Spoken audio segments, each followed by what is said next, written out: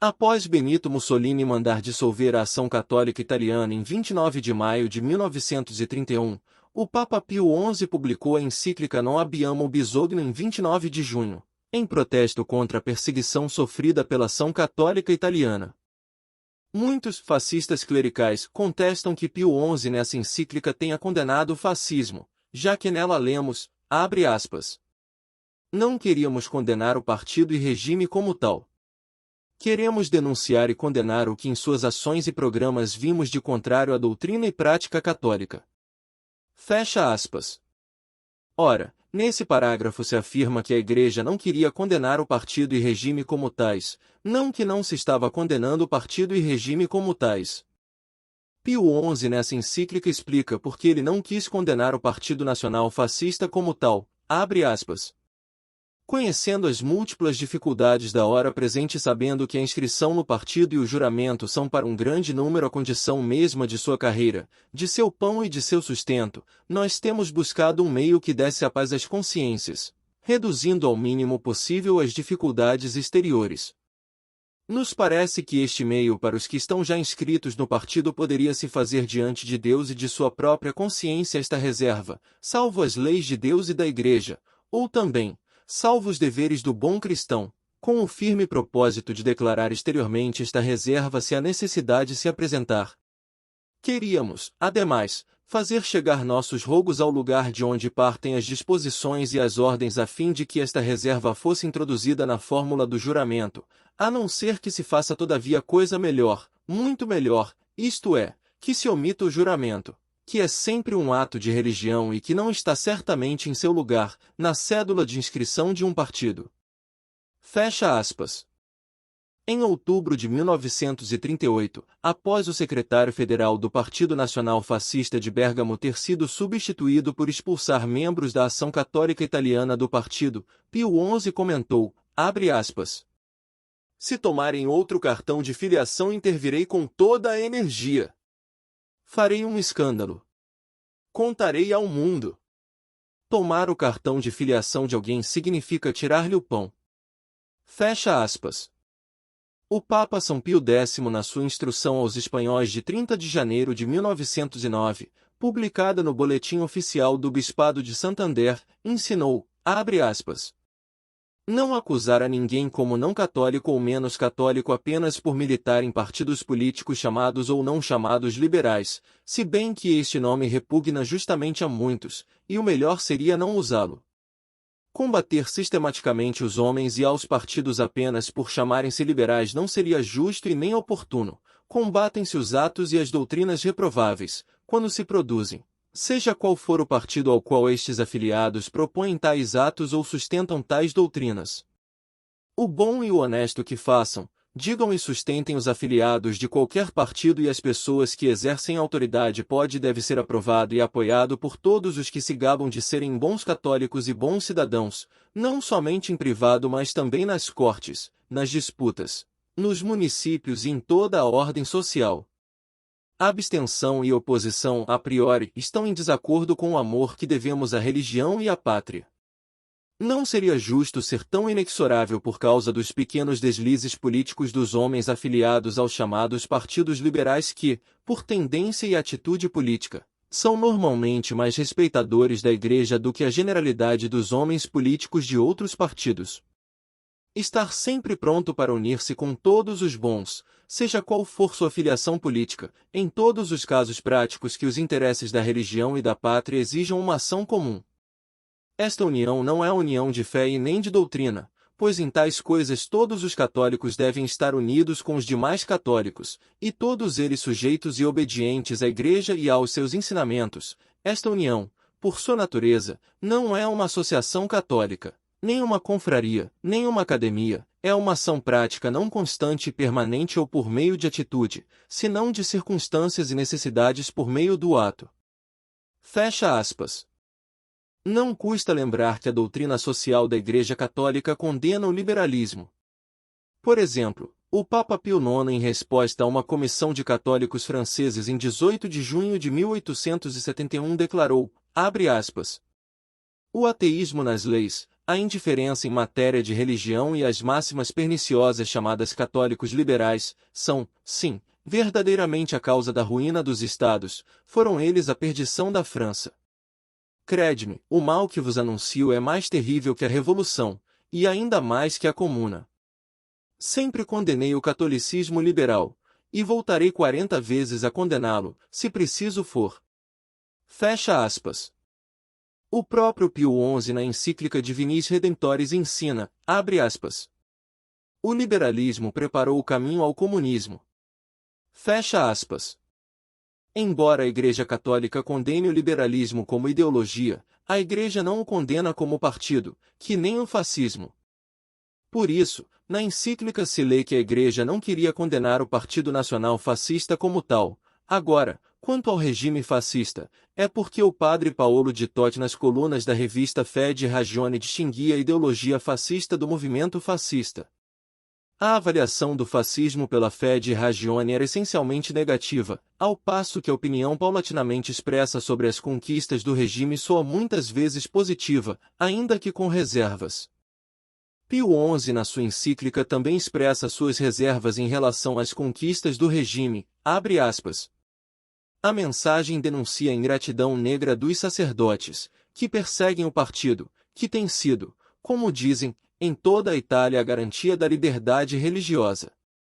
O clero, o episcopado e esta mesma Santa Sé nunca desconsideraram o que em todos esses anos foi feito em benefício e vantagem da religião, pelo contrário, muitas vezes expressaram viva e sincera gratidão. Mas nós e o episcopado e o clero e todos os bons fiéis, na verdade todos os cidadãos que amam a ordem e a paz se colocaram e estão se colocando em dor e preocupação diante dos ataques sistemáticos iniciados cedo demais contra as liberdades mais saudáveis e preciosas da religião e das consciências. Quantas foram as agressões contra a ação católica, as suas várias associações, sobretudo as juvenis, agressões que culminaram nas medidas policiais tomadas contra elas e nas vias já referidas. Agressões e medidas que colocam seriamente em dúvida se as atitudes anteriores benevolentes e benéficas provinham apenas do amor sincero e do zelo pela religião. Porque se quisermos falar de ingratidão, foi e continua a ser aquela utilizada para com a Santa Sé por um partido e por um regime que, no julgamento de todo o mundo, extraiu das relações amistosas com a Santa Sé, no país e no exterior, um aumento de prestígio e crédito, que para alguns na Itália e no exterior parecia excessivo, pois o favor e a confiança de nossa parte eram muito grandes. Fecha aspas. Abre aspas. Nós, pelo contrário, nós, a Igreja, a religião, os fiéis católicos, e não só nós, não podemos ser gratos àqueles que, depois de banir o socialismo e a maçonaria, nossos inimigos declarados, e não só nossos, lhes abriu uma ampla entrada, como todo mundo vê e deplora. E permitiu que cheguem a ser tanto mais fortes e perigosos quanto mais dissimulados e mais favorecidos pelo novo uniforme. Fecha aspas. Agora, mesmo que a Igreja não tenha condenado o fascismo como partido e regime, ela condenou o fascismo como ideologia. Na encíclica se condena a estatolatria dos fascistas, abre aspas. Temos aqui em presença de um conjunto de autênticas afirmações e de feitos não menos autênticos, que põem fora de dúvida o propósito já executado em grande parte, de monopolizar inteiramente a juventude desde a primeira infância até a idade viril para a plena e exclusiva vantagem de um partido, de um regime, sobre a base de uma ideologia que explicitamente se resolve em uma verdadeira estatolatria pagã, em aberta contradição, tanto com os direitos naturais da família, como com os direitos sobrenaturais da Igreja. Propor e promover semelhante monopólio, perseguir como se vem fazendo, com esta intenção, de maneira mais ou menos dissimulada, a ação católica, desfazer com este fim, como se tem feito recentemente, as associações de juventude, equivale ao pé da letra a impedir que a juventude vá até Jesus Cristo, posto que é impedi-la que vá até a Igreja, e ali onde está a Igreja, está Cristo. Fecha aspas. Abre aspas. Uma concepção que faz pertencer ao Estado as gerações jovens inteiramente sem exceção, desde a primeira idade até a idade adulta, é inconciliável para um católico com a verdadeira doutrina católica, e não é menos inconciliável com o direito natural da família. Para um católico é inconciliável com a doutrina católica pretender que a Igreja, o Papa, devam limitar-se às práticas exteriores da religião, à missa e os sacramentos, e todo o restante da educação pertença ao Estado. Fecha aspas. Mussolini e Giovanni Gentili na Enciclopédia Italiana em 1931 definiram o fascismo assim, abre aspas. Fascismo é uma doutrina cujo fundamento é a concepção do Estado, da sua essência, das suas competências, da sua finalidade. Para o fascismo o Estado é um absoluto, perante o qual indivíduos e grupos são o relativo. Indivíduos e grupos são pensáveis enquanto estejam no Estado. Tudo no Estado, nada contra o Estado, nada fora do Estado.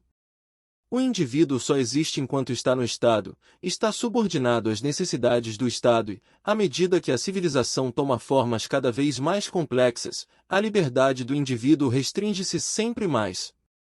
Neste sentido, o fascismo é totalitário. Nem partidos, associações, sindicatos nem indivíduos fora do Estado. Nós representamos um princípio novo no mundo, representamos a antítese nítida, categórica, definitiva da democracia. Fecha aspas. Mussolini e Gentili no livro A Doutrina do Fascismo de 1932 escreveram. Abre aspas. O Estado deve educar os cidadãos à civilidade, torná-los conscientes de sua missão social, exortá-los à união, deve harmonizar interesses divergentes, transmitir às futuras gerações as conquistas da mente e da ciência, da arte, da lei e da solidariedade humana. Fecha aspas. Abre aspas. O Estado fascista deve ser não apenas um criador de leis e instituições, mas um educador e provedor de vida espiritual. Deve ter como objetivo reformular não apenas a vida mas o seu conteúdo, o homem, sua personalidade, sua fé. Fecha aspas. Abre aspas. O Estado deve abranger tudo, fora dele valores espirituais ou humanos têm pouco valor. Fecha aspas. Mussolini no seu discurso pelo terceiro aniversário da Marcha sobre Roma no Teatro della Scala em Milão em 28 de outubro de 1925 declarou, abre aspas. Nossa fórmula é esta, tudo no Estado, nada fora do Estado, nada contra o Estado. Fecha aspas. Mussolini no seu discurso na sessão do Senado do Reino da Itália em 11 de março de 1926 declarou, abre aspas.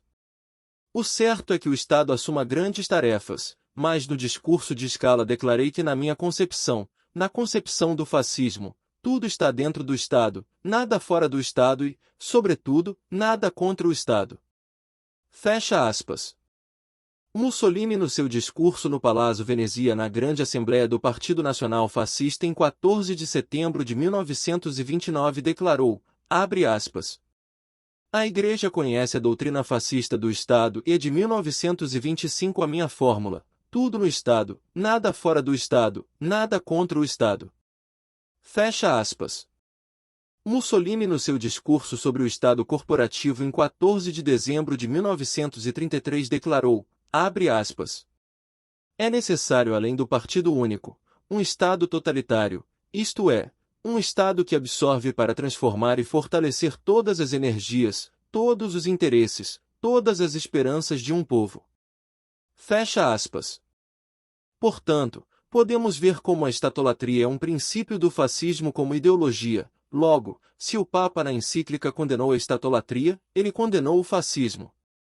Também podemos ver que Pio XI na encíclica condenou o fascismo pela reação dos fascistas após sua publicação. Após a publicação da encíclica, Mussolini comentou com Cesare Maria de Vecchi, embaixador italiano na Santa Sé, abre aspas. Você não vai mais aparecer na Santa Sé, vai ficar na embaixada e esperar. Se alguém estiver procurando por você, receba e depois me avise. Enquanto isso, vou reprimir a situação das escolas católicas dirigidas por religiosos. Tudo isso em nível tático, enquanto em nível estratégico manteremos nossa linha de perfeita observância religiosa e respeito ao Papa. Fecha aspas. Em 12 de julho de 1931, o jornal La Gazzetta, órgão oficial do Partido Nacional Fascista para Sicília e Calábria, publicou, abre aspas, Se o Duce nos ordenasse fuzilar todos os bispos, não hesitaríamos nem por um momento. Fecha aspas. Em 14 de julho, a diretoria do Partido Nacional Fascista se reuniu no Palazzo Venezia, sob a presidência de Mussolini, onde se denunciou a politização da ação católica italiana e se aludiu a uma aliança do Vaticano com a maçonaria em hostilidade comum ao Estado fascista. Fez-se uma revisão das forças inscritas. A seguir, se protestou contra a encíclica, especialmente pela referência ao juramento e contra aquele real apelo ao estrangeiro que a catolicidade da encíclica significava aos olhos dos dirigentes do partido. A filiação simultânea na Ação Católica Italiana e no Partido Nacional Fascista foi declarada incompatível. Edmondo Rossoni, no seu jornal Il Lavoro Fascista, culpou Monsenhor Giuseppe Pizzardo, que era assistente eclesiástico-geral do Comitê Central da Ação Católica Italiana, pela crise, por sua ambição em substituir o cardeal Eugênio Pacelli como secretário de Estado da Santa Sé. De acordo com esse ponto de vista, Monsenhor Pizzardo estava trabalhando como editor do jornal El Osservatore Romano do Vaticano em nome de forças antifascistas, ao passo que o cardeal Pacelli apoiaria uma suposta colaboração do Papa com o regime. Berto Ricci publicou seu artigo Resposta à Santidade do Papa Pio XI na última encíclica em sua revista El Universale, onde ele afirmou a natureza anticristã do fascismo. Emílio Settimelli, Ottone Rosai, Remo Schiti, Alberto Maurício e Bruno Rosai irão lançar o Manifestus Vaticanamento, Declaração aos Italianos, onde eles escreveram. Abre aspas.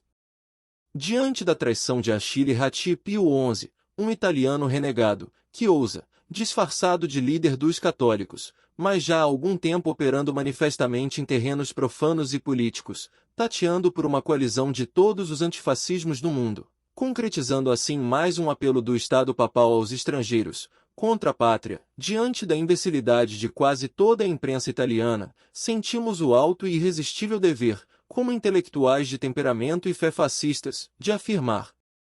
Primeiro, que é hora de cortar o nó górdio de um mal-entendido muito grande com a espada. Os fascistas católicos, isto é, os observadores, são uma minoria ridícula. A maioria dos italianos não é observante, portanto, não pertence a nenhuma igreja. Como também admitiu o Diário Pontifício El Osservatore Romano, para ser católico não basta ouvir a missa todos os domingos e aproximar-se dos sacramentos de vez em quando. Segundo, padre foi, por um tempo infinito, considerado na Itália sinônimo de hipócrita, parasita, piolho, anti-italiano. Gritando a palavra para um oponente, padre, significa dar-lhe um tapa na alma, ofendê-lo da maneira mais terrível. Terceiro, todo o ressurgimento é uma luta muito amarga, sangrenta, muito desesperada contra o padre que se aliou a todos os inimigos da pátria, o imperador da Áustria, a imperatriz Eugênia, os Bourbons. 4 são os homens gigantes que o povo italiano adora numa síntese simples mas infalível, como autores e criadores da unidade e da independência. Garibaldi, Mazzini, Cavour, Vítor Emanuel.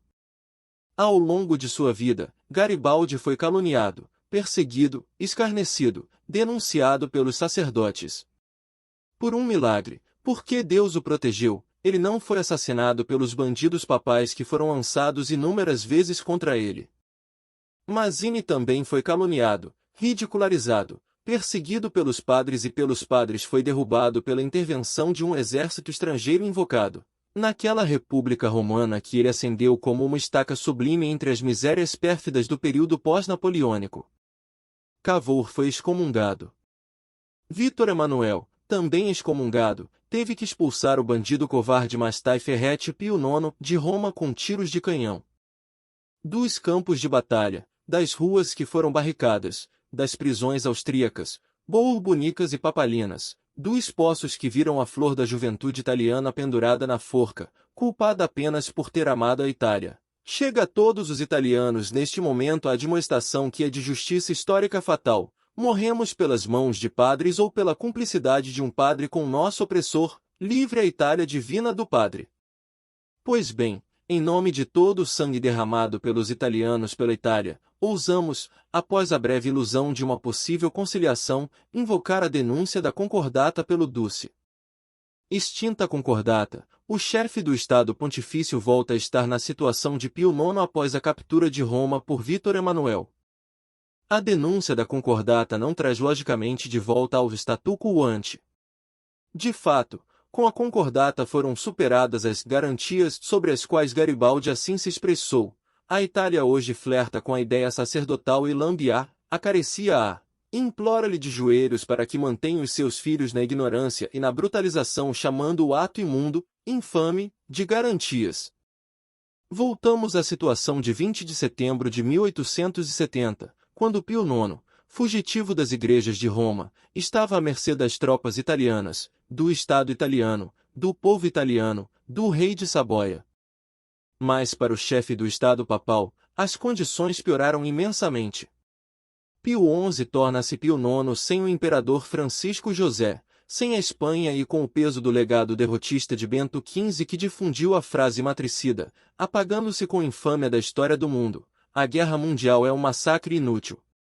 Para a parte do Estado italiano, por outro lado, ainda há um grande rei vitorioso e há a prodigiosa novidade do Duce, criador de um poderoso regime italiano, para o qual a captura e condenação do renegado italiano Achille Ratti e cúmplices não passaria de uma operação fácil para uma legião romana dos camisas negras e o resultado lógico de um julgamento direto pelo Tribunal Especial da Revolução Fascista.